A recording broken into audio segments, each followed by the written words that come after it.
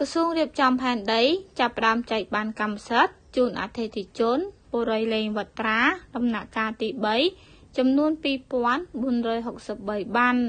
ក្រសួងរៀបចំផែនដីនគររូបនីយកម្មនិងសំណង់បានបើកពិធីប្រគល់បានកម្មសិទ្ធិដល់អតិថិជនបុរីលេងវត្រាគម្រោងផ្លូវជាតិ 6A និងជ្រែ100ដំណាក់កាលទី3ចំនួន 2463 បាននៅព្រឹកថ្ងៃទី27ខែវិច្ឆិកា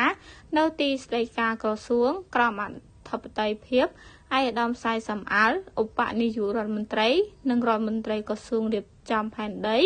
នគររូបនីយកម្មនិងសំណង់ឯកឧត្តមសាយសំអាលបានអំពាវនាវសូមអភ័យទោសចំពោះបញ្ហាដែលកើតឡើងកន្លងមកនិងបញ្ជាក់ថាក្រសួងកំពុងខិតខំដោះស្រាយឲ្យបានរហ័សនិងទូលំទូលាយដើម្បីធានាថាអតិថិជនទាំងអស់ទទួលបានសិទ្ធិកម្មសិទ្ធិពេញលេញលើផ្ទះនិងដីឡូតិ៍ឯកឧត្តមបានលើកឡើងថាក្រសួងតែងតែចង់ឃើញប្រជាពលរដ្ឋមានដំបូលច្រកមានជីវភាពសុខសាន្តនិងមានចំណូលសមរម្យ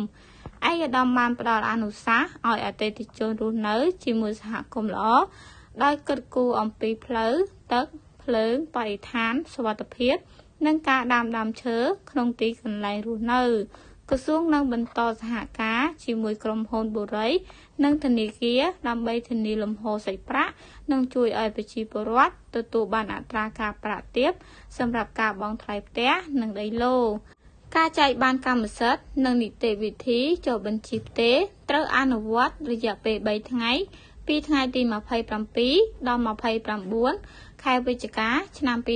2025នៅក្រសួងរៀបចំផែនដីសម្រាប់អតិថិជនក្នុងតំបន់ជ្រែ100និងអន្លង់ស្ដែងស្រុកមុខកំពូលខេត្តកណ្ដាល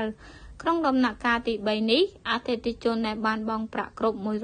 100% អាចដាក់ពាក្យស្នើសុំផ្ទេរកម្មសិទ្ធិក្នុងក្របខ័ណ្ឌច្បាប់ដោយភ្ជាប់កិច្ចសន្យាលក់ទិញច្បាប់ដើមវិក័យប័ត្របង់ប្រាក់ឬឯកសារភស្តុតាងបង់ប្រាក់និងឯកសារពាក់ព័ន្ធផ្សេងៗតាមតម្រូវការ